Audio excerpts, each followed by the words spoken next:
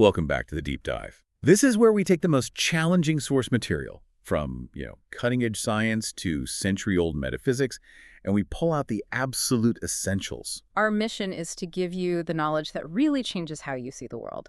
We want to get you well-informed, fast, and with enough surprise to keep you hooked. And today, we are diving into a truly radical mind. Alfred North Whitehead, he was an English mathematician and philosopher, lived from 1861 to 1947. Right, and if you think the most interesting part of his life was, co-authoring this massive book on mathematical logic, you are about to find out that was really just his opening act. Okay, let's unpack this, because Whitehead just defies easy categorization. This is a figure who dedicated his prime years to this incredibly rigorous discipline, mathematical foundations. Yeah, trying to prove that all of mathematics could be derived from pure logic. And then in this dramatic, almost unheard of intellectual shift late in his life, he pivots completely. He decides to construct a whole new metaphysical system. That pivot is everything. We are looking at the journey of a man who co-wrote Principia Mathematica with Bertrand Russell, an almost superhuman attempt to formalize the bedrock of all arithmetic. Right. Only to spend his later life arguing that the entire foundation of modern successful science was built on, and this is his phrase, a profoundly faulty metaphysical assumption. That's the hook. And that's the paradox we have to get into today. Our goal is to pull out the core insights from this transformation. We want to show how his radical idea that reality is made of processes and events, not static material objects, is actually surprisingly potent and relevant today. Incredibly relevant for fields from ecological economics all the way to quantum physics. So we need to understand the intellectual necessity behind that shift. Exactly. He didn't just move fields for the sake of it. He realized that the language of logic and traditional materialism was just insufficient. It couldn't describe a universe that he felt intuitively was dynamic and interrelated and infused with value. So to really appreciate the revolution, you first have to understand the foundations he built. And then completely walked away from. Alfred North Whitehead was born in 1861 in Ramsgate, England. His family was, deeply embedded in education and the Anglican ministry. So he had that foundational atmosphere of rigorous intellectual engagement and, I think, moral concern right from the start. He was a truly gifted student. At Sherborne School, one of the famous English public schools, he wasn't just bookish. He was head prefect. He excelled in sports and mathematics. And that balance, the intellectual discipline and the physical vitality, I think that's actually key to understanding his later philosophical drive. That excellence carried him straight to Trinity College, Cambridge in 1880. Which at the time was the absolute epicenter of mathematical and scientific thought in the British Empire. He ended up spending 30 years there in total. He studied mathematics and graduated as the 4th Wrangler in 1884. Now, for anyone who doesn't know, the Wranglers were the students who got first-class honors in the math exams at Cambridge. So being the 4th Wrangler was an extraordinary achievement. It basically guaranteed him a lifetime fellowship at Trinity. His advisor, Edward Ruth, was famous for producing a huge number of these top Wranglers. But it's the subject of Whitehead's early research that really grounds him in the hard sciences.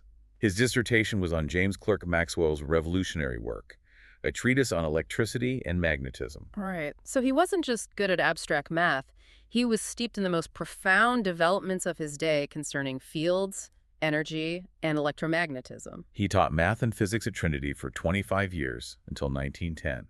This was the incubator for all his early, colossal mathematical work. And he was also elected a Cambridge Apostle, that secretive intellectual society. It was known for hosting some of the greatest minds of the era, including, later on, his student and collaborator, Bertrand Russell. His first major solo achievement was a treatise on universal algebra in 1898. Now, that title sounds incredibly abstract, but it was a really ambitious project for his time. Oh, it was. Universal algebra basically means studying the structure of algebraic systems themselves. He was trying to find common rules that govern all these different types of algebra, not just focusing on specific numbers. He was influenced by people like William Rowan Hamilton and Augustus de Morgan. Yeah, he was trying to unify the language of different mathematical structures. He wanted one method to interpret all these different algebras. And he planned for it to be a multi-volume work. There was supposed to be a volume 2 on Hamilton's quaternions. But that volume never happened, because almost immediately a far larger, more demanding obsession took hold: Principia Mathematica. And this is the work that often defines him, even though it really only represents the first half of his career. Principia Mathematica co-written with Bertrand Russell, published in 3 staggering volumes between 1910 and 1913. The stated aim of the Principia was nothing less than the purification of all mathematics. They wanted to derive every single mathematical truth, from basic arithmetic up to calculus, from a tiny, finite set of symbolic logic axioms.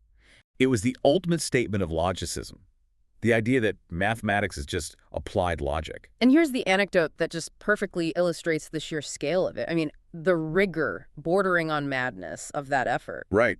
The work spanned over 2,000 pages, and they famously didn't manage to formally prove that 1 + 1 = 2 until page 86 of Volume 2. Think about that for a moment. All those preceding pages were just for establishing the definitions of 0, 1, 2 addition, and the rules of inference needed to even perform that simple operation. And when they finally proved it, they added that fantastic deadpan comment that the proposition is occasionally useful.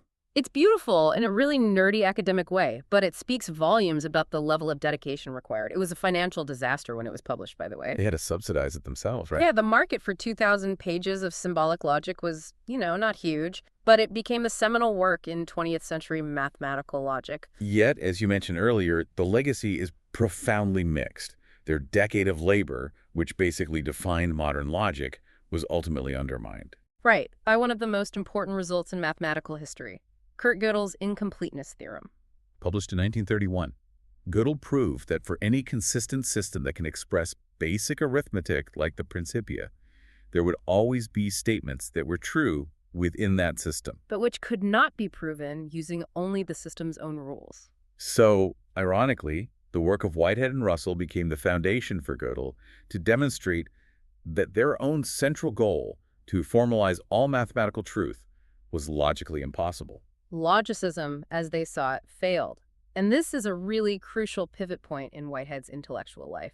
He spent years trying to establish these immutable, purely logical foundations of reality, and that foundation turned out to be unstable.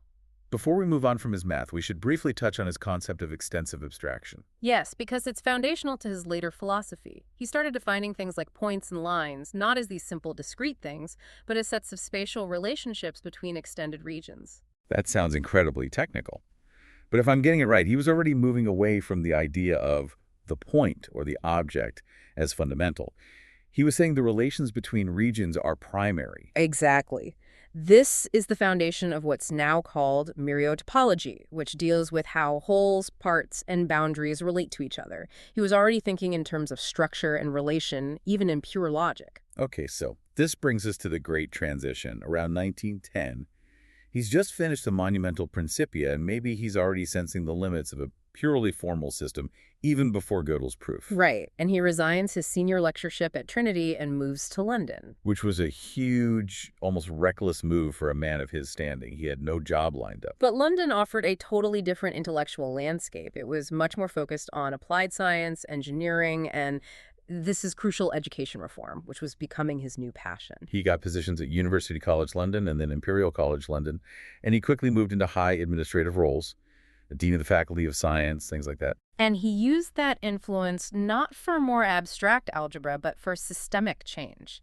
He was a tireless advocate for making education more accessible and relevant. He lobbied for a new history of science department, helped establish the Bachelor of Science degree. He wanted science taught in its historical context, connecting it to culture and application. Yes. And this period, the late 1910s and early 1920s, is where his philosophy really starts to bloom. He'd gone from trying to find the logical foundation of numbers to trying to find the foundational meaning of experience. He published The Concept of Nature in 1920 and was elected president of the prestigious Aristotelian Society not long after. And the recognition was instant, even though he had no formal training in philosophy.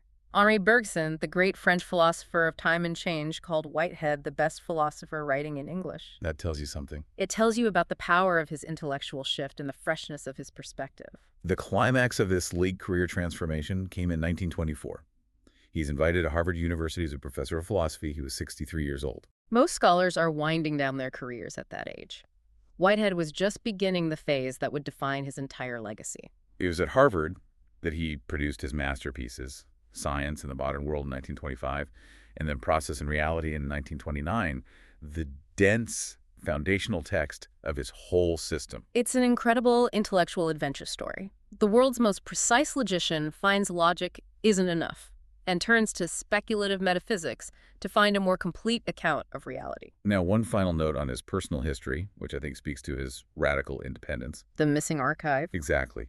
Biographers struggle because, upon his death, Whitehead made sure his entire personal archive, his nachlass, was completely destroyed by his family. He had an almost fanatical belief in the right to privacy. He wanted his ideas to stand on their own, unburdened by biographical details or personal letters. So we have to rely entirely on his published works to understand his journey. Which, sort of reinforces the idea that his intellectual transformation was really the most important aspect of his life. So Whitehead, the world-renowned mathematician, is now a philosophy professor at Harvard in his 60s. And he is confronting the philosophical consensus of the 1920s. As you pointed out, metaphysics was considered pretty unfashionable. Why did he feel compelled to build an entirely new system? Because he believed that while science was spectacularly successful at predicting and controlling the material world, it was fundamentally failing to describe it accurately. The consensus, which he called scientific materialism, was built on an unexamined assumption. What was that assumption? That reality is made of senseless, valueless, purposeless, independent material objects, just irreducible brute matter that exists statically in space and follows mechanistic laws. This view assumes that change and experience are secondary, maybe even accidental. And he saw this as a profound error. A profound error that science itself, especially modern physics with relativity and quantum mechanics, had already started to outgrow. Why did he think scientists disliked having their metaphysics criticized? Because that existing metaphysics, the one rooted in Newtonian mechanics, was the comfortable scaffolding for 300 years of successful empirical science. To suggest that the thing being observed, the atom, the planet, was fundamentally mischaracterized was, well, it was revolutionary. He argued metaphysics is essential for progress. Yes, because it defines the conceptual tools we use to frame our experiments. If your tools are flawed, your discoveries will be limited. And this is where he introduces his most famous critical concept, the fallacy of misplaced concreteness. It's a mouthful, but it's absolutely crucial. It's the intellectual lever that moves his entire system. And the fallacy of misplaced concreteness is simply the error of mistaking the abstract for the concrete. It means confusing a useful generalization with the actual complex reality it's supposed to describe. Can we ground that with a simple everyday example? Sure. Think about an organizational chart for a company. It's a great, necessary abstraction. It shows fixed roles, hierarchies, responsibilities. But if you treat that chart as the concrete, fundamental reality of the company, if you forget that the company is actually a dynamic, changing set of interactions, coffee breaks, disagreements, and evolving relationships, you commit the fallacy.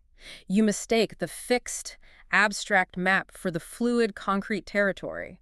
So when scientists look at an atom and call it a static particle of matter, they're committing that fallacy because static particle is a useful linguistic extraction, but it's not the concrete reality of that atom's continuous activity and its relationship to its environment. Precisely. For Whitehead, static matter is just a useful, practical abstraction we derive from the ongoing concrete flow of events. He said it obscures and minimizes the importance of change, which for him is the most concrete fact of existence. The world isn't made of things, it's made of doings. Exactly. And that is a massive philosophical shift. Okay, so if he tears down the foundation of 300 years of scientific thought, what does he replace it with? What does reality look like if matter, as we traditionally think of it, doesn't really matter? What replaces it is his philosophy of organism, which we now call process philosophy. The core idea is that reality consists of processes or occasions of experience, rather than static, enduring substances. The world is defined by dynamic becoming, rather than fixed being. He was drawing on Heraclitus. Yeah. All things flow. Right. Traditional substance metaphysics, going back to Aristotle, assumes there's some unchanging stuff that underlies all the temporary qualities. Whitehead just flips that entirely. The process is the reality. So what we call an enduring object, like a rock or a person, is actually what Whitehead calls a society of continuously overlapping, logically distinct events. If you look at yourself, you are a society of billions of cellular occasions and mental occasions of experience, all succeeding each other so rapidly that we perceive continuity. But wait, if reality is just a series of events, how do we account for the persistence of identity?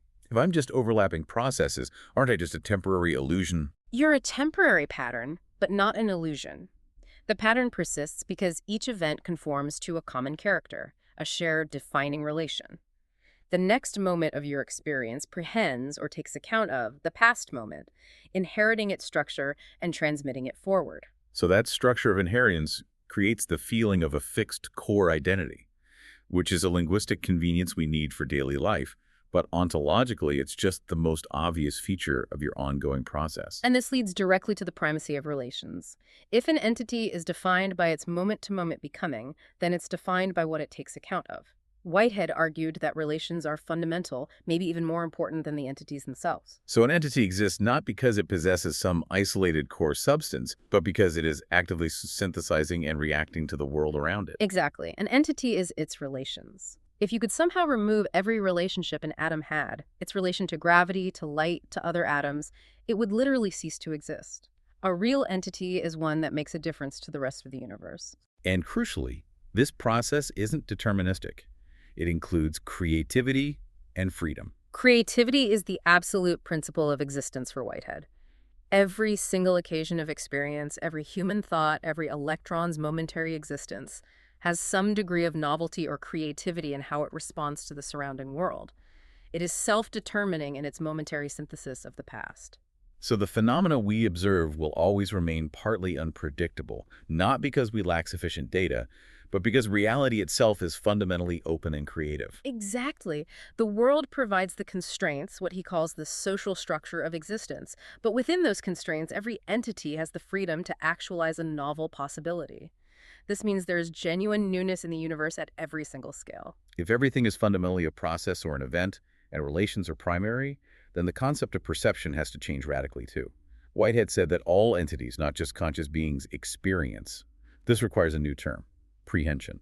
Prehension is central to his whole system. It comes from the Latin word for to seize, and it describes the fundamental way in which one actual entity incorporates aspects of the world around it into its own momentary being. This is sometimes called pan-experientialism, right? It's not that a rock has a mind, but that it has some form of feeling or subjective response to the world.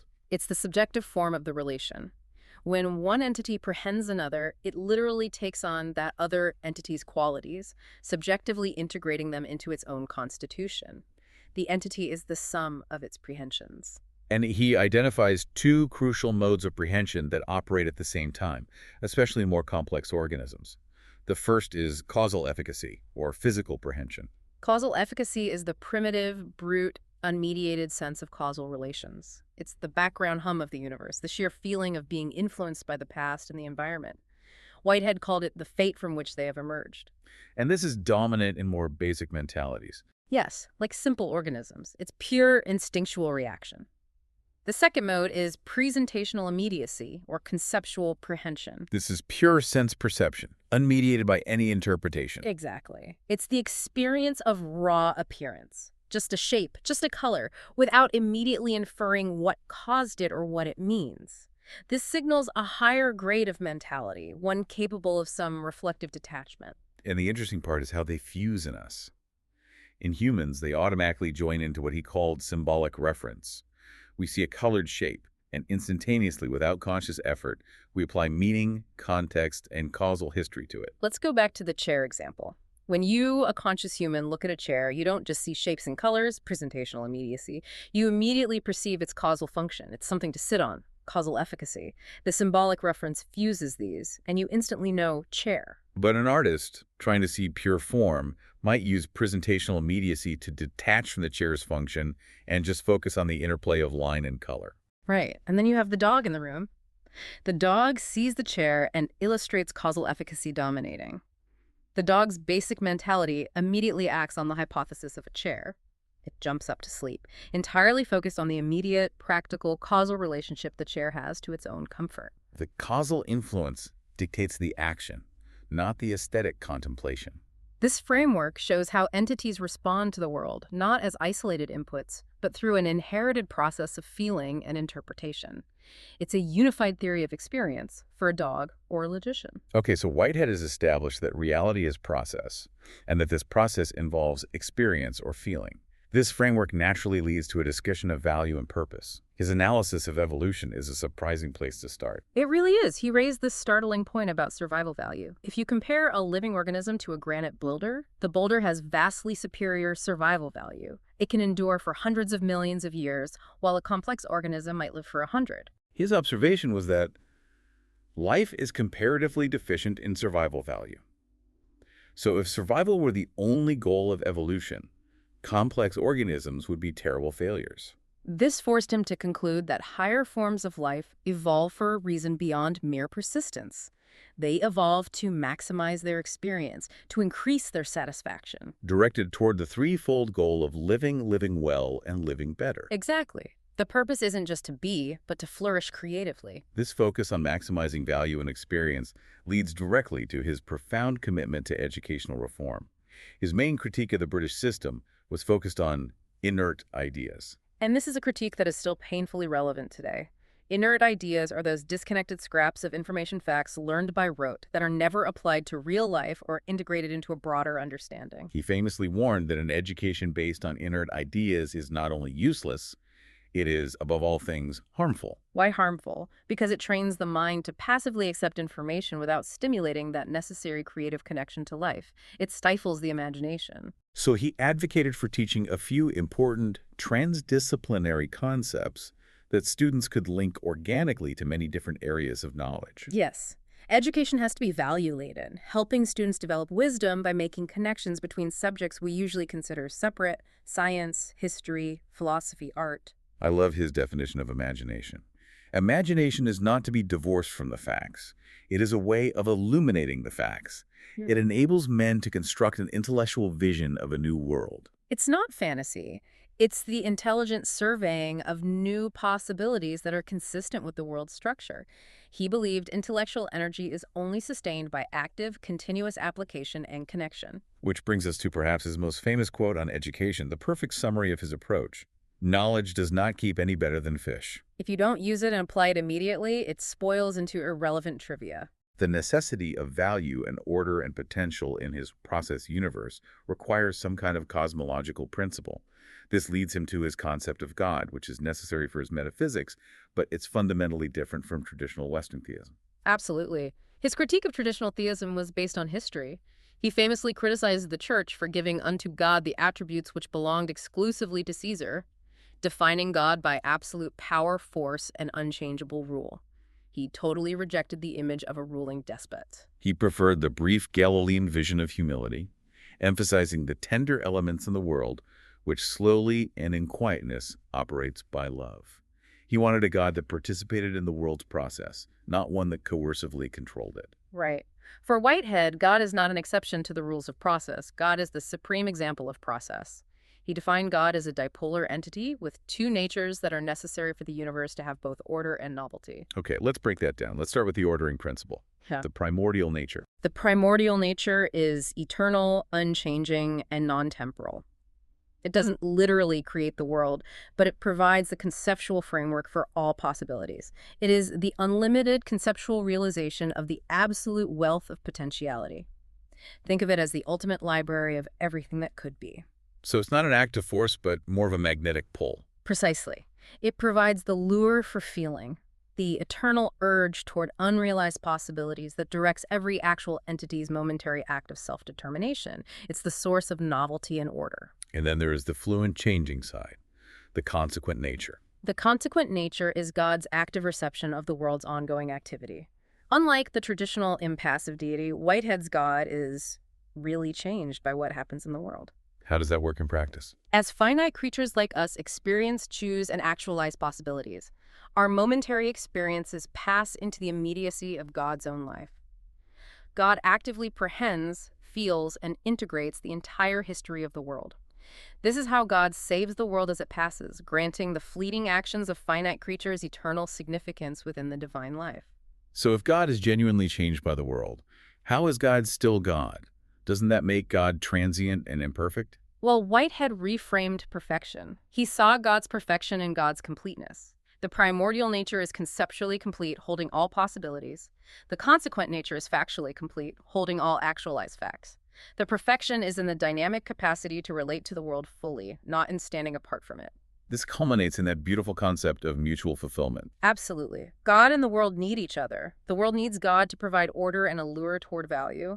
God needs the world to actualize possibilities and enrich the consequent nature with concrete experience. And the most resonant phrase he used to summarize this relationship, God is the great companion, the fellow sufferer who understands. It's a total rejection of the coercive ruler in favor of the empathetic companion. It completely revolutionized theological thought. While his idea of God was metaphysical, Whitehead's discussion of religion was primarily concerned with individual experience and its social expansion. That's where we get that famous statement. Religion is what the individual does with his own solitariness. And if you are never solitary, you are never religious. Solitariness here doesn't mean loneliness. It means that moment of self-awareness, of self-judgment, confronting your own nature, free from the immediate pressures of society. That individual, deeply felt experience is where genuine religion begins. But it can't stay there. It has to expand to what he called world loyalty. Correct. Because the philosophy of process emphasizes fundamental relations, the individual eventually realizes their own value comes from and contributes to the objective world as a community. World loyalty is the ethical realization of universal interdependence. So religion, at its best, connects deeply felt individual emotions, like awe or moral urgency, to the general truths about the structure of the world, which is philosophy. Yes, it contextualizes personal emotion within general truths, making them applicable to everyday life and social action. It's the bridge between private feeling and universal truth. He also included a stark warning, though. A very stark warning. He called the belief that religion is necessarily a force for good a dangerous delusion. Because religion is such a powerful organizing force for individual feeling, it can be easily channeled toward destruction and intolerance. Its ethical outcome depends entirely on the degree of wisdom embedded within its philosophical framework. Whitehead was writing when his ideas seemed completely against the philosophical current. So how did this dense, comprehensive metaphysics actually find a footing and spread? Interestingly, it flourished not in mainstream philosophy departments, at least not right away, but within progressive American theology. The first major hub was the University of Chicago Divinity School in the late 1920s. This is where Henry Nelson Weeman was teaching. He saw the revolutionary potential of process and reality almost immediately.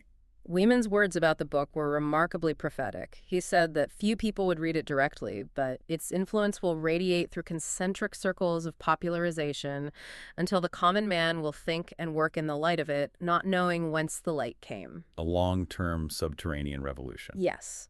But the movement's permanent institutional home became the Center for Process Studies, established in 1973 in Claremont, California, by John B. Cobb and David Ray Griffin. Cobb, along with Charles Hartshorne, are the tree architects of process theology. Right. Hartshorne actually served as Whitehead's teaching assistant for a semester. He refined and formalized that dipolar concept of God, turning it into a systematic theological framework. And process theology specifically stresses God's relational nature. God is supremely affected by what happens in the world, taking in the world's pain and joy. Becoming the fellow sufferer who understands.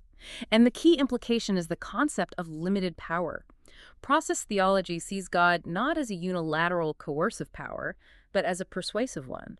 God doesn't make things happen. God lures creation toward greater value, respecting the inherent freedom of every entity in the universe. Which is how they deal with the problem of evil. Evil is the result of creaturely freedom, which even God can't just override. Exactly. And beyond theology, process philosophy also found deep connections to American pragmatism. Right. Whitehead himself acknowledged his debt to William James and John Dewey. And Hartshorne went on to edit the papers of Charles Sanders Peirce, one of the founders of pragmatism. Both schools of thought share a strong belief in the dynamic, evolutionary nature of truth and the primacy of practical consequences and relations over fixed, isolated substances. And process thought is diverse. It's not just theology. There's also process naturalism, which uses the event-based ontology without the concept of God. And you see its integration into critical theory linking process ideas with post-structuralism, feminist philosophy, and most prominently, ecological thought, where it offers a powerful antidote to mechanistic worldviews. Given that he started as a logician and physicist, let's look at his direct scientific legacy. We know his specific theory of gravitation didn't hold up against general relativity. No, his cosmology in physics, which assumed a locally flat space, has to be seen as an historical approximation. That's the fate of many early 20th century attempts to grapple with relativity. But the underlying metaphysics, the process ontology, is still compelling to some scientists wrestling with modern problems, especially in quantum mechanics. Exactly. Physicists like Henry Stapp and David Bohm found Whitehead's framework really attractive. Why? Because quantum reality is defined by indeterminacy, probability fields, and interactions, not predictable, isolated particles. The concept of an occasion of experience offers a more viable philosophical foundation for that kind of universe than the old billiard ball materialism. But the most profound, modern, and practical application is in ecology and economics. This is where Whitehead is truly thriving today. His holistic metaphysics offers a direct challenge to the industrial, mechanistic worldview, which treats nature as a collection of inert, valueless resources, the perfect example of the fallacy of misplaced concreteness. If the world is a web of interdependent, valuable processes, then any economic activity that damages one part of the web diminishes the whole, including us. That's the core insight. John B. Cobb pioneered this application, linking process thought to environmental ethics back in the 70s. He later co-authored the Grawemeyer award-winning book For the Common Good. How does process thought change economics in practice? It moves away from just measuring gross national product and endless growth as the primary goal. If reality is defined by relations and intrinsic value, then an economic system must reflect social and ecological well-being, not just material output. They critique what Cobb called economists' zealous faith in the great god of growth. And this brings us to the unexpected global hotspot for Whiteheadian thought, China. The growth in China is extraordinary. There, his philosophy is being consciously blended with Taoism, Buddhism, and Confucianism to create an intellectual framework for what they are calling an ecological civilization. And the Chinese government has actively encouraged this, funding 23 university-based centers for the study of his philosophy. Why is Whitehead such a good fit for this project? Because of his stress on interdependence, his insistence on a value-laden educational system, and his understanding that humans are inextricably linked to the natural world, process thought provides a comprehensive, non-Western critique of the materialist, growth-obsessed industrial model. His influence also continues in education, yielding actual models around the world. For sure, you see it in things like the ANISA model, which designs curriculum not around fixed subjects, but around the fundamental nature of people as experiencing, valuing entities. That's pure process thinking. And you mentioned the feels model in China. Yes. Feels flexible goals, engaged learner, embodied knowledge, learning through interactions, and supportive teacher. It's a comprehensive approach aimed at fostering a whole person through relational learning, rejecting the rote memorization of inert ideas. Beyond pedagogy, his concepts have also filtered into fields like business administration. Absolutely. Traditional organizational theory often falls prey to that fallacy of misplaced concreteness, treating the organization like a static thing defined by a chart. Right. Whiteheadian influence encourages leaders to see the organization as a perpetually active, co-creating system of temporal events and relational processes. It shifts the focus from managing fixed resources to nurturing dynamic relationships. And finally, though he wasn't a political theorist, his comments on interaction offer a clear ethical framework. His focus was on the methods of social intercourse. Force versus persuasion. He stated it plainly. Commerce is the great example of intercourse by way of persuasion. War, slavery, and governmental compulsion exemplify the reign of force. By prioritizing persuasion and the active exchange of ideas over compulsion, he grounds political ethics in the creative, non-coercive nature of the process universe itself. So despite this wide-ranging and genuinely transdisciplinary influence, from theologians to quantum physicists to Chinese policymakers, Whitehead is still often left out of standard philosophy courses. Why the obscurity? Bruno Latour called him the greatest philosopher of the 20th century, but the average educated person has likely never read him. The reasons are, well, manifold and understandable. First, and maybe foremost, is the sheer philosophical complexity and the density of his writing. He invented a massive new vocabulary prehension, nexus, compressance, and his sentences often require multiple readings. So it's not just me, he's actually really hard to read. Oh, he's famously difficult. One early commentator said reading Religion in the Making was infuriating, to read page after page of relatively familiar words without understanding a single sentence. It makes you learn a whole new language to access his reality. Second, his core idea is profoundly counterintuitive. The idea that static matter is just an abstraction, and that reality is a continuous flow of creative events that flies directly in the face of our daily perception of stability. And third, the intellectual context of the 20th century worked against him, including theistic elements. Even a reformed dipolar God separated him from the rising tide of secular analytic philosophy, which just deemed metaphysics itself passé. Whitehead wasn't interested in consensus or popular appeal. He wanted to construct a system that was logically coherent and adequate to explain the full range of experience, including feeling and value, which he felt materialism completely failed to account for. He asks you to undertake a genuine intellectual adventure. He was a true rebel, first against the foundations of mathematical logic, and then against the philosophical consensus of his age. He was a figure who truly spanned the Enlightenment and the modern era, carrying the precision of symbolic logic into the wild frontiers of speculative metaphysics. He offered us a vision of a fundamentally creative, feeling, and interconnected cosmos. So what does this phenomenal journey from the co-author of Principia Mathematica to the radical metaphysician mean for you, the learner? We have tracked Whitehead's transformation from proving 1 plus 1 equals 2 on page 86 of a massive book to building a cosmology defined by flow, feeling, and fundamental relationships. The ultimate implication of process philosophy is that reality is fundamentally a web of interrelated processes. You are not an isolated, fixed object in a mechanistic universe. You are an integral, continually changing part of that web. And this profoundly changes how we view science, ethics, and our own identity. All your momentary choices contribute to the ongoing creation of the world. So if, as Whitehead suggested, matter is just an abstraction of continuous creative events, we have to question the very concept of permanence in our own lives. When you reflect on the difference between who you were a year ago and who you are now, is the idea of an enduring essence that sits fixed beneath it all more or less real than the continuous creative process of becoming. And if reality is defined by relations, and your existence is a momentary actualization of those relations, consider what relational bonds in your life you are currently overlooking that fundamentally define who you are. Are you treating your work, your family, or even your environment as inert background matter, or as actively co-creating processes? We encourage you to consider the constant, creative, and utterly connected flow of your own existence.